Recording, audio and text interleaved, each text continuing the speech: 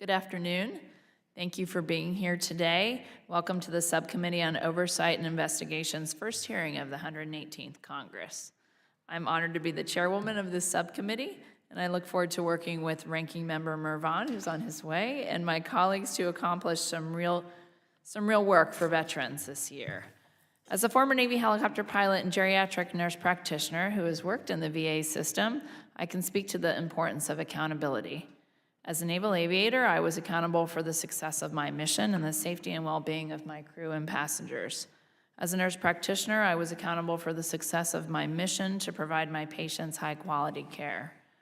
A culture of accountability allowed me and my teams to succeed. When accountability fails, the team falters, and in the VA's case, good employees and veterans suffer. The Department of Veteran Affairs is a truly massive entity. It has over 400,000 employees, thousands of medical centers and clinics, and serves millions of veterans a year. An organization of that size can only work if there is a high level of accountability from the top to the bottom. Unfortunately, VA has struggled with this. At the Miles City Community Living Center in Montana, a physical therapist and nursing staff were found to have abused a patient on 2 occasions. When the patient refused physical therapy, the physical therapist and nurse forcibly lifted the veteran and made the veteran walk without their walker. The veteran suffered skin tears and bruising as a result. As a nurse practitioner, this is appalling behavior. But what concerns me as much as the abuse is that the nurses involved were also cited in incidents that happened in 2018 and 2020. Why were these employees allowed to continue working at the VA? And why did those nurses who witnessed this abuse not raise concerns? In Detroit, at the John D. Dingle VA Medical Center, a VA Office of Medical Inspector report found that quality assurance and quality management process was manipulated so that senior leadership colluded with the chief of surgery during investigations. The chief of surgery was the subject of multiple investigations, tort claims, and poor outcomes over 4 years, but remained in the position until September 2021. Fellow employees did not raise concerns for fear of retaliation by the chief of surgery. At the Loma Linda VA Medical Center, a supervisory employee was found to have created a hostile work environment following dozens of complaints from VA whistleblowers. VA's 50-page investigative report recommended the supervisor be immediately removed.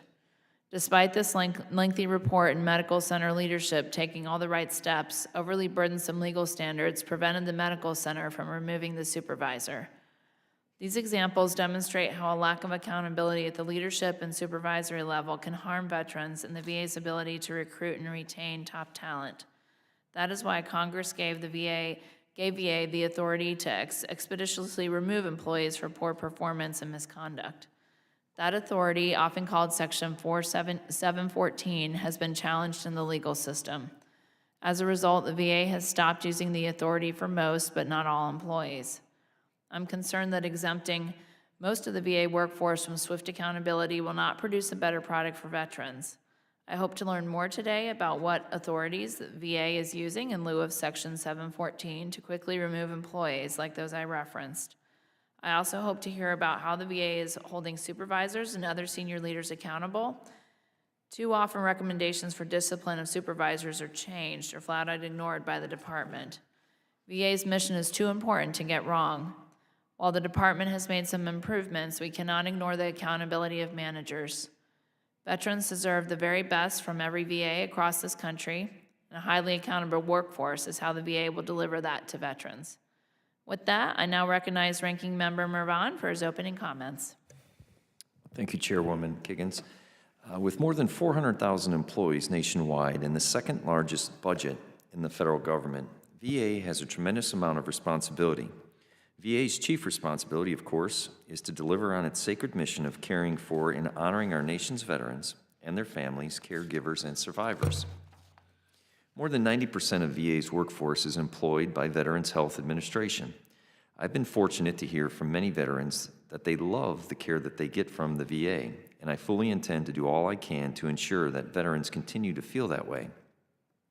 Like any large organization, especially one that serves millions of patients at more than 1,000 medical facilities nationwide, VHA is not immune from incidences of employee misconduct and sometimes serious lapses in patient safety or quality of care. It is our committee's responsibility to hold VA accountable for such failures. It is bad enough when veterans suffer harm as a result of such failures, but incidents like these are also harmful to the VA's workforce. Headline-grabbing incidents tarnish VA's reputation, crush employee morale, and compound VA's long-standing challenges with workforce recruitment and retention. Lapses in patient safety and serious employee misconduct are especially harmful to VA's clinical workforce at a time when our entire healthcare system is under strain from pandemic-related employee burnout. As we discussed at last week's full committee hearing, strong, stable leadership is the foundation upon which accountability is built. We also discussed the highly decentralized nature of the VHA and the governance challenges that have impeded its oversight and accountability. That is why last week I introduced the VHA Leadership Transformation Act, H.R. 1256. My legislation would depoliticize VHA by extending the term of the VA's Undersecretary for Health to 5 years. So VHA and its 380,000 employees will not have to endure leadership turnover with every change in presidential administration.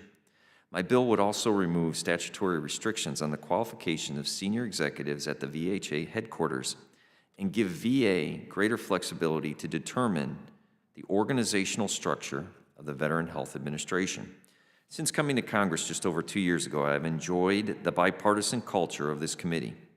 Healthcare isn't partisan, and veterans should be shielded from the chaos of the political process when it comes to accessing the health care they have earned and deserve. I hope my colleagues will support my bill to bring a much-needed leadership stability and accountability to the VHA. Secretary McDonough has made strengthening VA's workforce his top priority.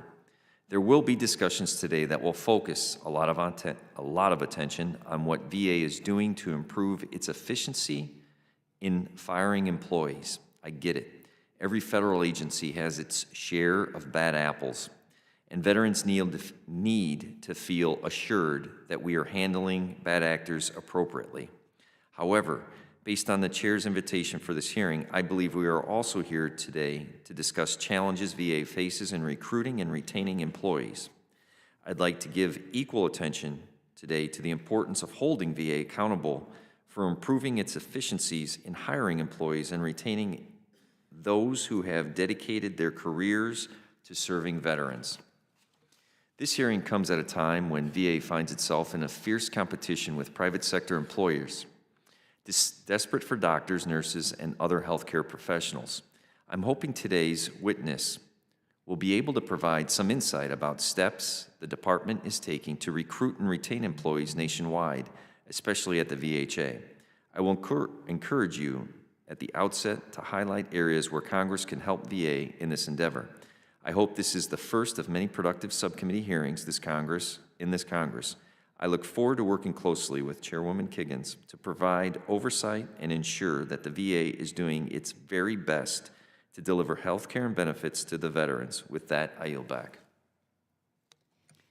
Thank you, Ranking Member Mervan.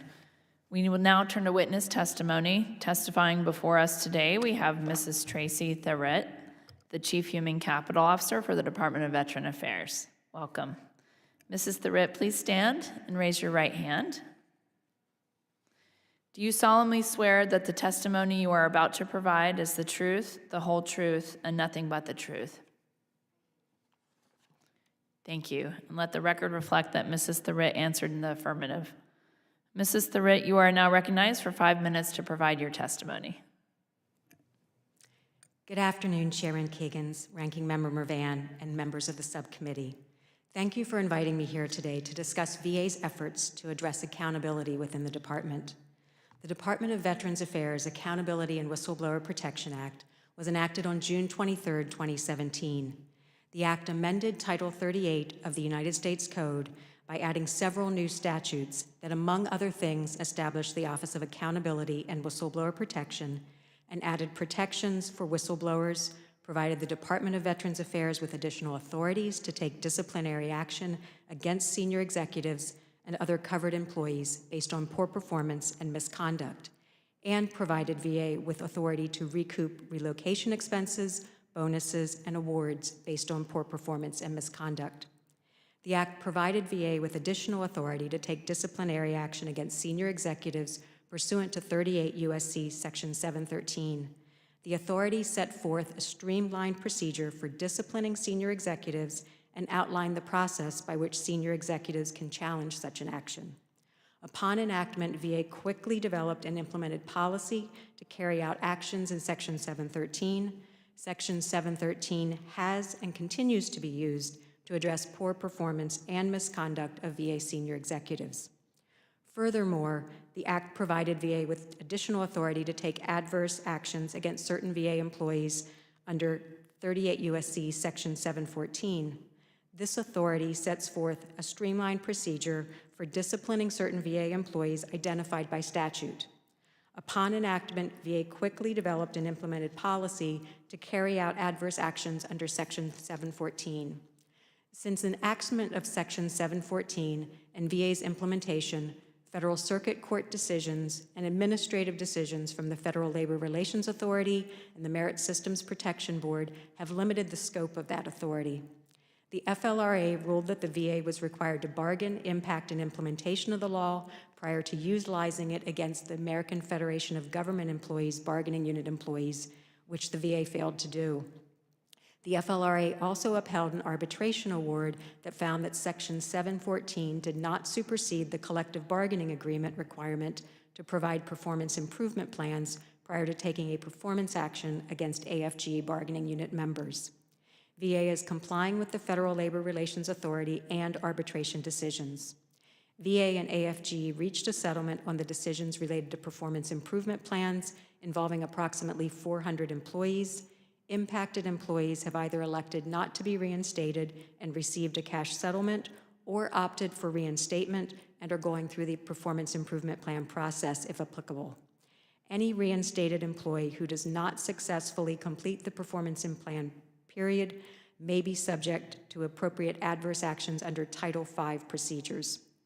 Following the FLRA decision cited above, VA engaged in retroactive bargaining with AFGE and is currently in mediation with AFGE concerning approximately 4,000 employees who received an adverse action under Section 714 prior to the FLRA and arbitration decisions. In some instances, employees against whom the department took an adverse action under Section 714 filed appeals with the Merit Systems Protection Board and the U.S. Court of Appeals for the Federal Circuit, resulting in decisions that greatly limit VA's use of Section 714. Specifically, through a number of separate decisions, the Federal Circuit Court ruled that VA could not use Section 714 for performance or misconduct that occurred prior to enactment of the Act. The MSPB must review VA's selection of penalty in both misconduct and poor performance cases when reviewing an action taken under Section 714. VA must use the preponderance of the evidence standard of proof when taking an adverse action under 714.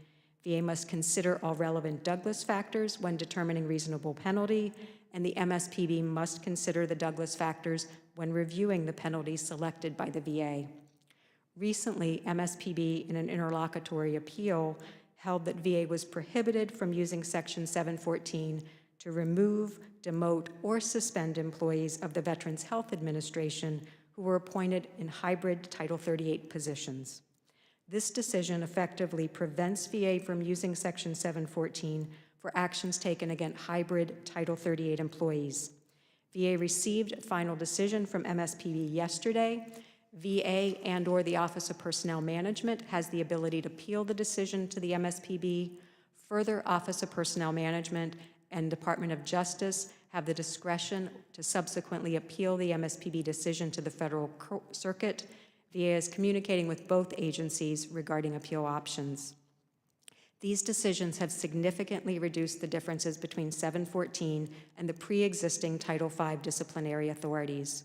Due to these decisions, on April 30th of 2021, VA stopped using Section 714 to take action against AFGE bargaining unit employees, and on January 17th, 2023, VA stopped using Section 714 to take action against hybrid Title 38 employees. On April 3rd, 2023, VA will cease using Section 714 to propose new adverse actions against VA employees.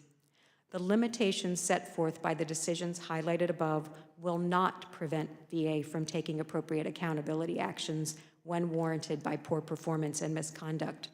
For adverse actions that VA would have issued a Section 714, VA is returning to the use of the Title V disciplinary authorities that pre-existed Section 714 and which are used throughout the federal government. VA can still demote, suspend, and remove employees when the evidence supports that proposed action. A review of adverse actions indicates that VA has consistently used all available authorities to hold employees accountable. The VA has demonstrated the ability to hold employees accountable without having to use Section 714. VA intends to use and not suspend the use of any other authorities from the Accountability Act. VA continues to use Section 713 concerning senior executives, 38 U.S.C. 731 and 723 concerning recoupment of relocation expenses, bonuses, and awards, and statutory amendments to the time periods for adverse actions against Title 38 employees will remain applicable. Under 38 U.S.C. 323C1L, OAWP makes recommendations for disciplinary action after substantiating any allegations of misconduct or poor performance by a VA senior leader or whistleblower retaliation by a VA supervisor. These recommendations go directly to the appropriate VA official who will serve as a proposing official if any potential disciplinary action is recommended. Under 38 U.S.C. 323F2, the VA must provide a detailed justification to the Senate and House Committees of Veterans Affairs if the recommended disciplinary action is not initiated or taken within 60 days of receipt of the recommendation. VA instituted a process to carry out this requirement, which requires the VA official who received the recommendation to provide a detailed justification to OAWP if the recommended action is not taken. VA then develops a report that is sent to the committees that includes a summary and detailed description of the VA official's rationale for not taking the recommended disciplinary action. Data provided to this subcommittee as part of VA's testimony shows that implementation of OAWP recommendations increased from 2021 to 2022. While each case in which OAWP issued a recommendation and the responsive justification is factually unique, a review of the justifications for calendar year 2022 show that the most common rationales for not initiating or taking a recommended action are that the individual's performance between the investigated incident and the recommendation was exceptional or outstanding, the individual did not have any prior history of discipline, the individual sought guidance from leadership, human resources, or the Office of General Counsel prior to the investigated incident, and the lengthy period of time between the investigated incident and the recommendation. These rationales are consistent with a management official's responsibility to consider relevant factors such as Douglas factors or other mitigating factors when proposing and deciding a disciplinary action. Due to the significant individual privacy interests in these matters, if there are particular cases that the subcommittee wishes to discuss, VA is willing privately to brief members of staff. I am happy to respond to any questions that you may have. Thank you. Thank you, Mrs. Thurett. We will now move to questions, and I yield myself 5 minutes. Thank you for your testimony. Though I've only been here a short time, I've heard from multiple constituents and VA employees who are having a hard time with supervisors at VA, especially healthcare facilities. These employees are hardworking people who want to serve our veterans. However, they're leaving the VA because their supervisors aren't held accountable. You described a kind of a lengthy administrative process, just listening to, I'm sure there's a lot of paperwork involved and probably a lot of online forms and that, in order to process these complaints. But what would you say to these employees who are kind of at the end of their rope? They followed these right steps, but then they feel like their complaints go unanswered. Why should they stay at the VA when they don't feel valued, and then how can we change that? Chairwoman Kiggins, thank you for that question. We are committed to making sure that we hold senior leaders and supervisors accountable for their performance and their misconduct. If an employee feels that their supervisor is engaging in misconduct, that needs to be reported either to the Office of Whistleblower protection or to their supervisor's chain of command. Those matters are taken seriously. They are investigated either through fact findings and administrative investigation boards or through the Office of Accountability and Whistleblower Protection. While the process to investigate and gather information on the allegations may be lengthy, as soon as an action is proposed, the individual is given a period of time to respond, and the action is decided, we will make sure that that individual knows that their organization and their culture of that environment is protected. We strive to be a high reliability organization, and employees need to feel safe in bringing those issues forward for attention, and we need to act swiftly using the authorities that we have, including our Title V authorities or our full Title 38 authorities to address those issues. What is the average length of time that entire process takes place from the time an employee puts in a complaint till the time it's resolved, would you say?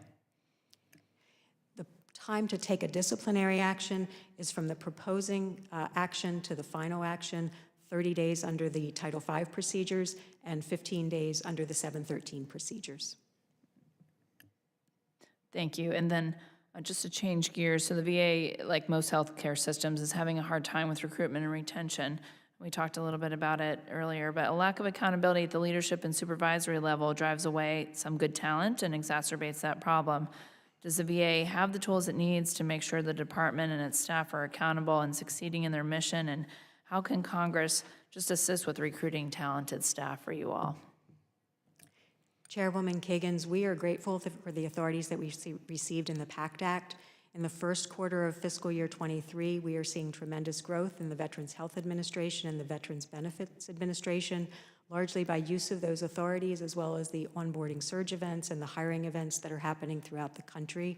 We also welcome additional authorities, and I know we will be having hearings this month regarding the VA Careers Act and some other legislation that I know Ranking Member Mervan had mentioned in his opening statement as well.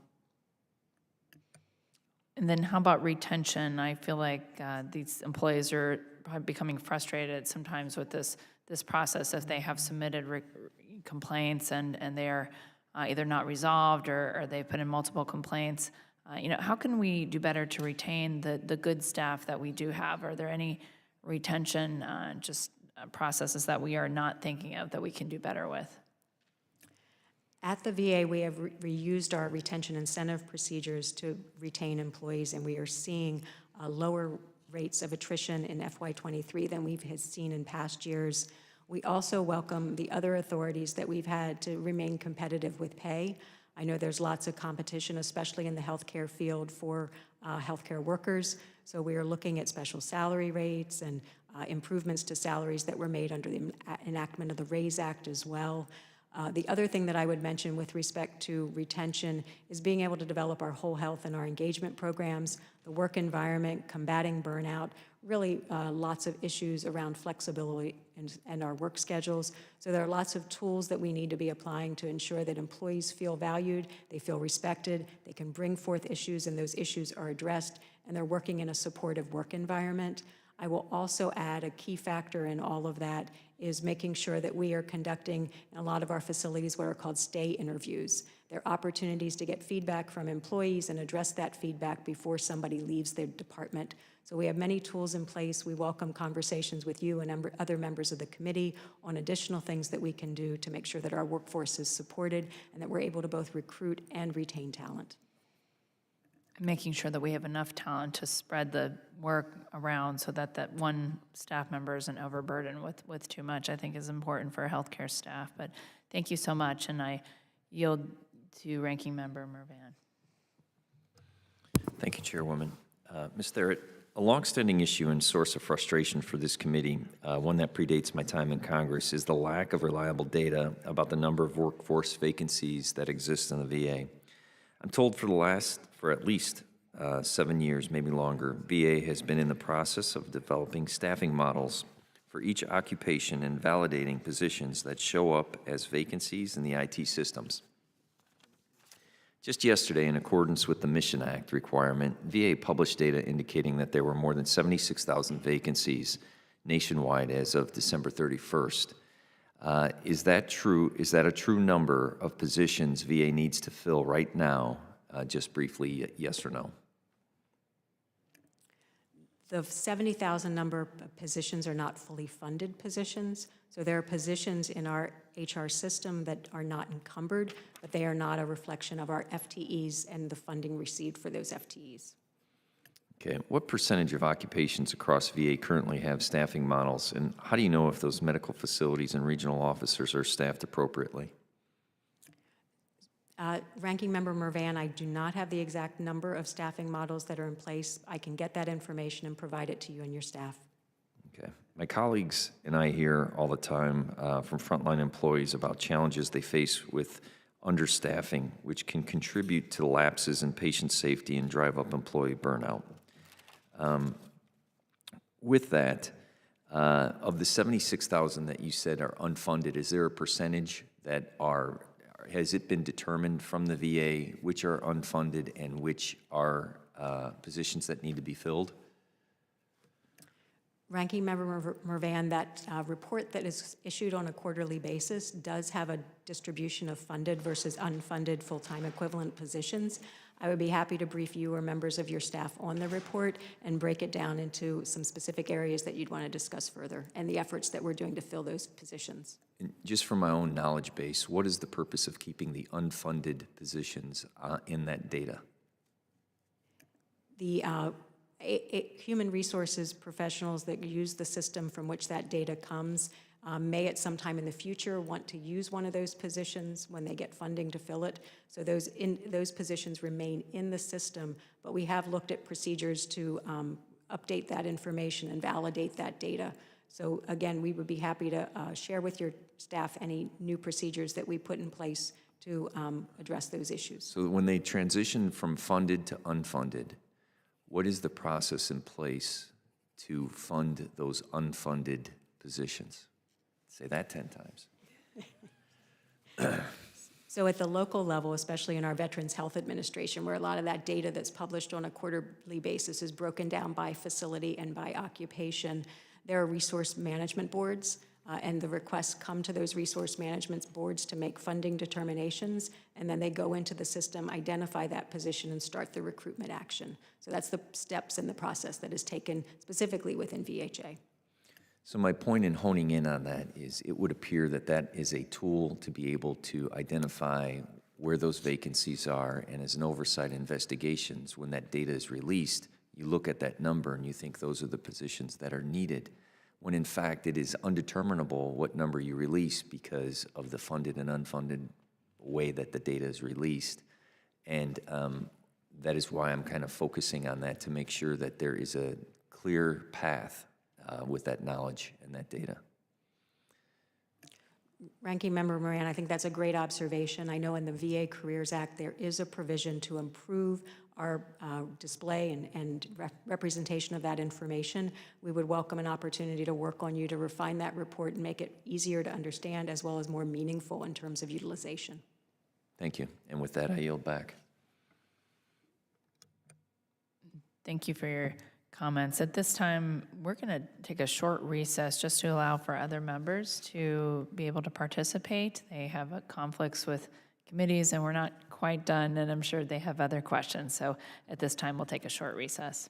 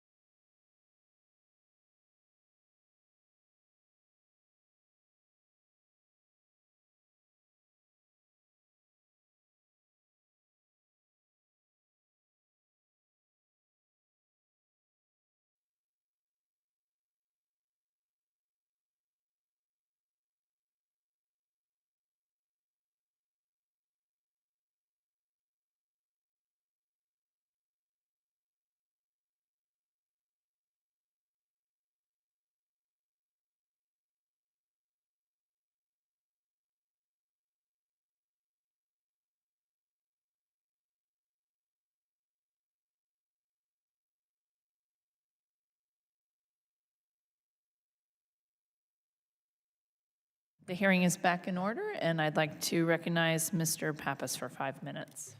Thank you very much, Madam Chair, and thank you, Ms. Therrett, for bearing with us and all the responsibilities that happen here. But I want to thank you for your testimony and draw attention to one issue. The PACT Act obviously was a historic expansion in terms of VA benefits and access for veterans who've been impacted by toxic exposure. One of the provisions in the law, the Workforce Investment and Expansion Act, under Title IX, which will help expand the VA's workforce by enhancing hiring practices and incentives, was something that we authored. I think it's going to ensure that VA can better recruit and retain healthcare professionals. So there are provisions that will be particularly helpful, I believe, for veterans in rural areas, like many of the veterans in my district. It established a national VA rural recruitment and hiring plan to develop and implement best practices for recruiting healthcare professionals to rural facilities. So I'm wondering if you can provide any update on the implementation of the Title IX VA workforce provisions in the PACT Act. Thank you for that question, Congressman Pappas. We are well on our way to completing implementation of about 70% of the provisions in the Title IX of the PACT Act. We started with the ones that were easiest to implement by issuing policy quickly on removing the restrictions related to housekeeping aides, increasing the limits on recruitment, relocation, and retention incentives, as well as student loan repayments and special contribution awards. We are now implementing a lot of the additional pay authorities when it comes to increasing the limits on special salary rates, critical pay positions, as well as waiver of some of the pay limits for work done in response to the toxic exposure claims. In addition, the plan that you mentioned, the rural recruitment plan, is on track to be delivered to the committee. I believe the time frame is 18 months from enactment. There are groups within the Veterans Health Administration coming together to develop that plan, and we look forward to briefing you on it when it's completed. The other piece of information that I will share is in order to do all of this incredible work with recruitment and retention, we need to strengthen our human resources workforce. And there are provisions within Title IX that have allowed us to do that. We've published the qualification standards. They have been sent to your committee, as well as the performance metrics. And we look forward to delivering a plan later this year on what we're doing to recruit and retain our human resources professionals. If there's additional information that you seek on how we're implementing the Title IX provisions of the PACT Act, more than happy to brief you on those, but we are greatly appreciative, and we're seeing tremendous feedback both from our employees and our labor partners in terms of those authorities and what they mean for improving and strengthening the VA. Thanks for those comments, and I think that's an important flag on what's needed on the human resources side, so we look forward to staying in touch on that. One final question I have, the committee often hears about concerns from frontline employees about locality pay surveys for clinical staff. I actually heard about this from a frontline clinical staff member of VA in my office earlier today. Over the years, the number of these schedules per facility has grown significantly, with facilities setting pay that is specific not just to an occupation and locality, but to the occupation, facility, and specific unit within the facility. And these surveys are supposed to be triggered by turnover rates, resignations due to dissatisfaction with pay, and other criteria. But there's concern that VA medical facilities aren't able to act quickly enough to update these scales.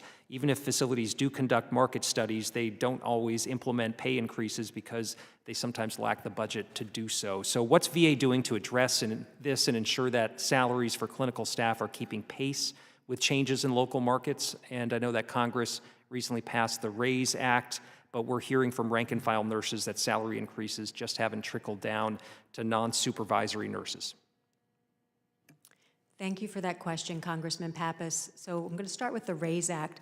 The RAISE Act was targeted at increasing the pay limits for specific occupations, physician's assistants, registered nurses, so it did not touch every healthcare position within the department. But for those that it covered, we moved out quickly to make sure that we first started by prioritizing those who were at the top of the pay limit, those then within 10% of the cap, and then the remaining positions. It took policy changes, it took system changes, it took training on the procedures, but we were able to move out quickly on that. We do have additional authorities, which we also think the delegations to the secretary for some of the authorities, as opposed to having to go to the Office of Personnel Management and wait for them to act on our request, will expedite our ability to implement some of these pay authorities, especially the special salary rates that can be used in addition to the locality pay tables for specific occupations as well as in specific geographic areas. Where we are also seeking partnership with the Department of Defense is on our blue-collar federal wage system employees, our wage grade employees. They have not been as impacted as our GS and our healthcare workers in some of the legislation that has been passed. The federal pay system is incredibly complicated. You have the Federal Salary Council, where we require action on their part to implement locality pay changes and pay changes to the general schedule. And then you have the FPRAC, the Federal Prevailing Rate Advisory Committee, that handles the wage and salary information for the wage grade employees. So we are represented on both of those committees and councils, but it is a long and arduous process. And if there are more things that we can do with you and others in your areas where these pay impacting situations are occurring, we are happy to work with you, because we know a living wage and competitive pay is incredibly important, especially in some of our geographic locations where the cost of living is incredibly expensive. So if there's more that we can do to work with you, we're representing and advocating for the VA workforce and trying to take all the steps we can through authority that's delegated to the Secretary, collaborating across government, and then focusing specifically on some of those geographic locations and occupations that are particularly challenging. Thank you for those comments. I yield back. Thank you, Mr. Pappas. The chair recognizes Mr. Rosendale for 5 minutes. Thank you, Madam Chair. Mr. Tharett, the VA Office of Inspector General's testimony last week before our committee cited many examples of VA staff escaping accountability. One egregious example was the repeated patient abuse in my district committed by a physical therapist and nurse at Miles City Community Living Center. This is deeply disturbing to me. Did the VA hold these employees accountable? Congressman Rosendale, thank you for that question. The employees at the Miles City VA have been held accountable. All of the recommendations from the Office of the Inspector General have been implemented. The full Title 38 disciplinary procedures were followed. There is pending litigation involving the individuals who are disciplined, so there's limitations in what I can share with you. But if there is additional information that you're seeking in terms of the response that we took to discipline and hold employees at the Miles City Community Living Center accountable, happy to meet with you and discuss that privately. Thank you very much. And I would like to hear the accounting of the employees and know exactly what actions are being taken to take disciplinary action to hold them accountable. So we can get a private meeting set up so that I can get an update on that. Agrees, Congressman Rosendale. I also am aware of conversations that the Secretary and Undersecretary of Health have had with you regarding the Montana VA. There is a team on site this week addressing those issues, the Office of Accountability and Whistleblower Protection, the Office of the Medical Inspector, and the Workforce Management and Accounting Office. We take those allegations of what has occurred at the Montana VA very seriously, and we also used our Title V authorities under Chapter 75 to move out quickly in addressing a disciplinary issue at that location as well.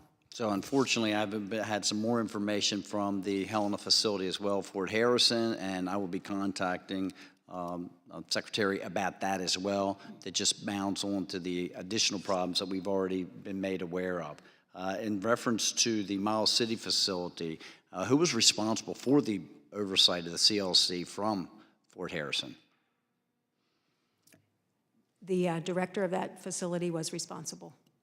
Okay, and why weren't they keeping an eye on the CLC, which had multiple reports and issues in the last few years? Congressman Rosendale, I don't have those details, and I will get them and provide them to you. Okay, this hearing is titled Accountability at the VA, Leadership Decisions Impacting Its Employees and Veterans. Part of the VA being accountable for veterans is responding to congressional inquiries promptly. I sent a VA letter with 5 of my key colleagues on January the 26th, 2023, and have yet to receive a response. It's been over 40 days. The letter talks about how the U.S. Department of Veterans Affairs failed to protect employees, medical students, and volunteers' personally identifiable information, including medical history, specifically relating to their COVID-19 vaccination status. Approximately 500,000 employees, medical students, and volunteers' vaccination status and reasons for requested exemptions from the COVID-19 vaccine were sent to the senior leadership of the Veterans Health Administration without following proper protocols. This negligence allowed employees' vaccination status to be accessed through SharePoint with no password protection by hundreds of individuals who may then have shared the data with other folks. What about those who requested the exemption for medical purposes? What are you going to do to protect people who requested exemptions from being targeted by our adversaries? Congressman, I apologize that you haven't gotten a response to your letter. I know a response has been drafted, and I will make sure that you receive that response in a timely fashion. With respect to the individuals who have requested exemptions, if they have followed the exemption procedure, no disciplinary action would be taken against those individuals. Their rights to request an exemption for medical or religious reasons would be protected. I understand that, but what about our adversaries who now possibly could have access to that information that individuals have been requesting an exemption? Congressman, if an individual's privacy rights have been violated, there are steps that will be taken to discipline individuals who violated those privacy rights.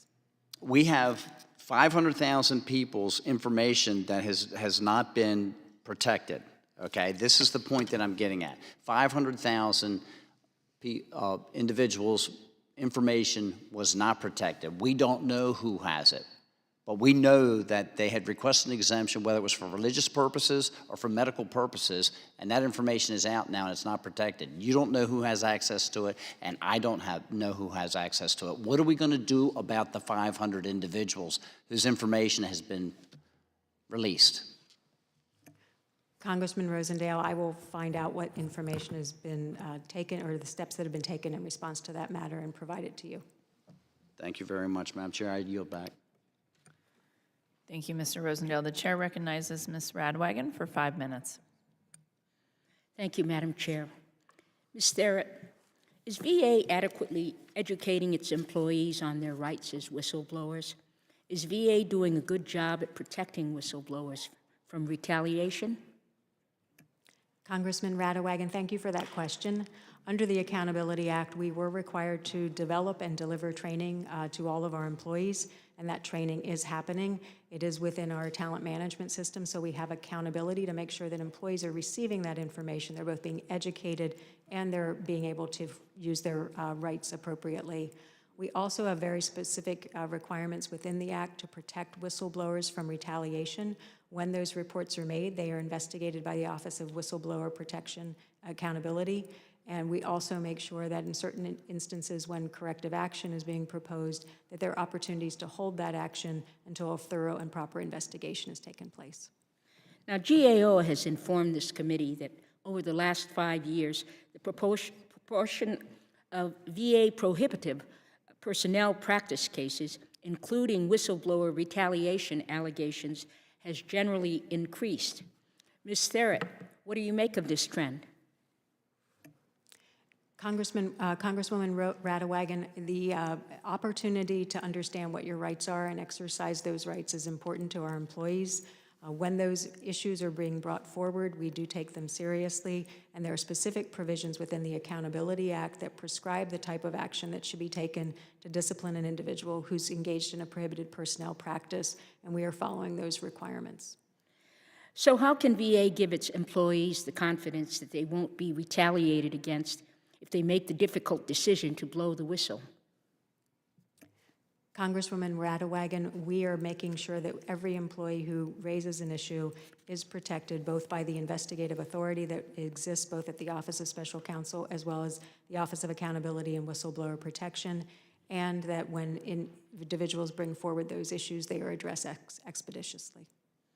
Well, as you know, the Office of Accountability and Whistleblower Protection is VA's internal office charged with investigating allegations and making disciplinary recommendations against supervisory employees for wrongdoing or retaliation.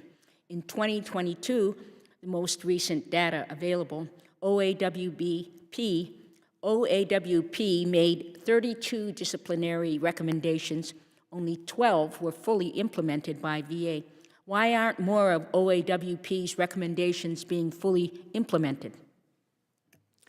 Congresswoman Radwagen, there is a requirement to ensure that we're taking a legally defensible action that can be sustained. that once the action is recommended, the supervisor needs to apply the Douglas factors, so we're looking at any mitigating or aggravating factors before we take that final action. That is a requirement to make sure that individuals have due process before that final action is taken.